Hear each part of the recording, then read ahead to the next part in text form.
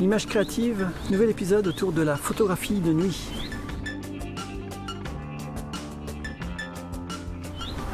Photographe confiné, mais ayant la chance d'avoir un jardin, j'ai donc utilisé les ressources de cet espace ainsi que ses accessoires. Il se trouve que je dispose de lampadaires solaires, comme celui-ci. Sur batterie, sans fil. J'ai donc eu l'idée de photographier un personnage tenant ces lampadaires solaires dans la nuit. Vous allez voir dans cette vidéo les détails de la prise de vue avec ses ajustements, ses tests et également la post-production où j'ai essayé en fait d'atteindre l'image que j'avais en tête. La photographie est une expérience.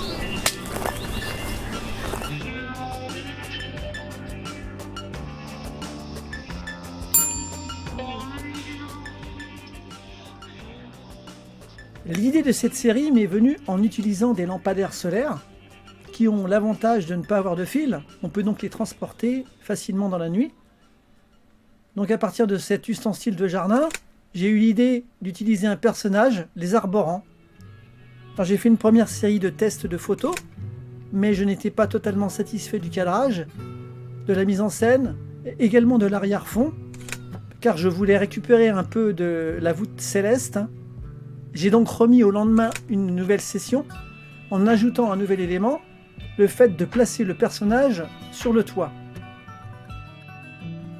Alors pour assurer une prise de vue de nuit la plus efficace possible, j'ai donc fait des premiers tests de mise au point et de cadrage en plein jour.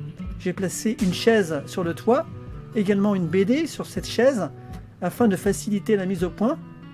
J'ai pu également évaluer l'arrière-fond de la photographie afin d'imaginer ce que cela pouvait donner avec un ciel étoilé. La prise de vue repose ici sur deux photographies qui vont être superposées après en post-production. Alors naturellement l'appareil est mis sur pied. Alors je vais vous donner un exemple et un détail de prise de vue. La première photo du ciel est prise à pleine ouverture de mon objectif. Le temps d'exposition de 20 secondes avec un réglage ISO de 640.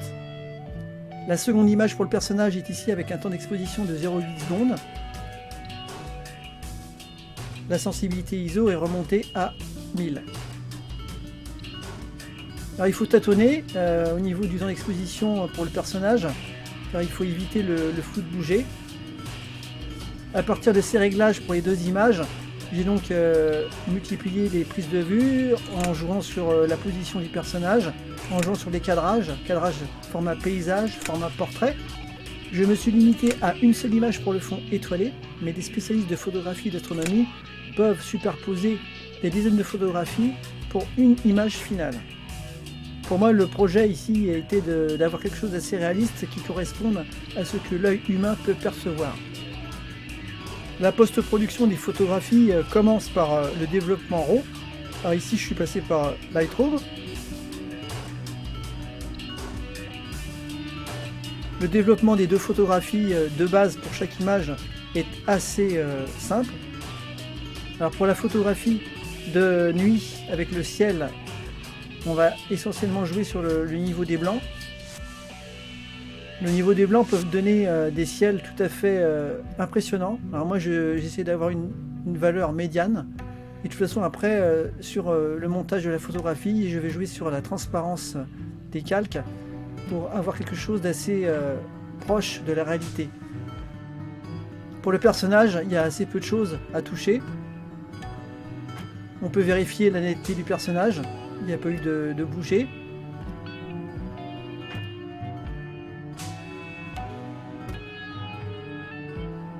Le photomontage est ici réalisé sur Affinity Photo, un logiciel que j'utilise depuis quelques mois et qui n'a rien à envier à Photoshop.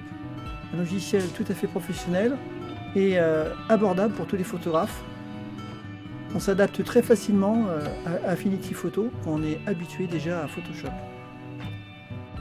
Alors première étape du photomontage, ça va être le détourage du personnage. Alors je fais un premier détourage avec l'outil plume très rapide. Ensuite je vais utiliser un réglage de niveau pour refaire sortir un peu le personnage. Comme on est sur un fond sombre, c'est plus facile de détourer si on a un peu plus de luminosité. Donc le détourage est ici assez long.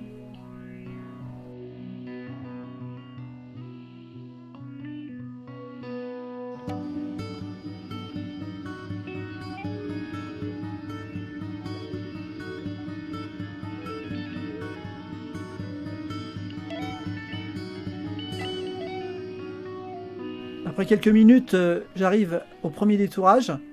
Je vérifie déjà l'intégration de l'image.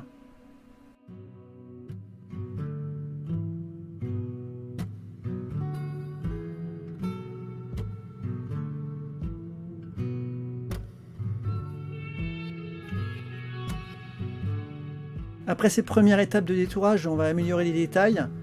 Donc ça, c'est un tâtonnement qui peut prendre plus ou moins de temps.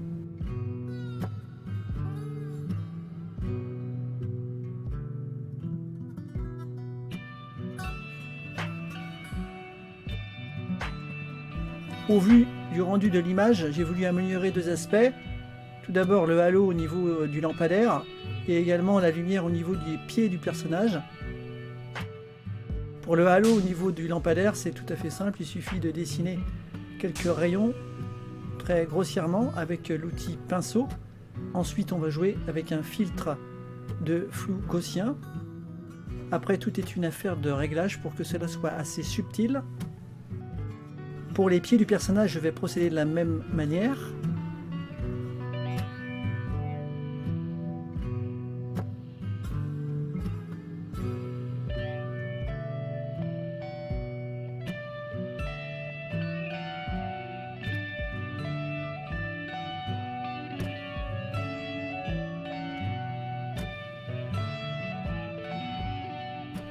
Donc une fois que l'image définitive se dessine, j'aime bien en fait mettre les choses de côté.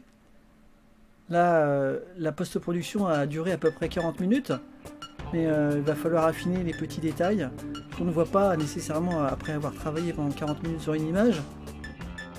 Le principal réglage, ça va être le jeu entre les trois calques principaux, le ciel, le personnage détouré et le personnage avec son environnement. Alors le réglage d'opacité entre ces trois calques va permettre d'avoir une image au rendu qui correspond à ce que personnellement j'attendais, c'est-à-dire avoir un rendu assez naturel, un rendu qui corresponde à ce que l'œil pouvait percevoir de la scène. Et ça, c'est une histoire de choix esthétique.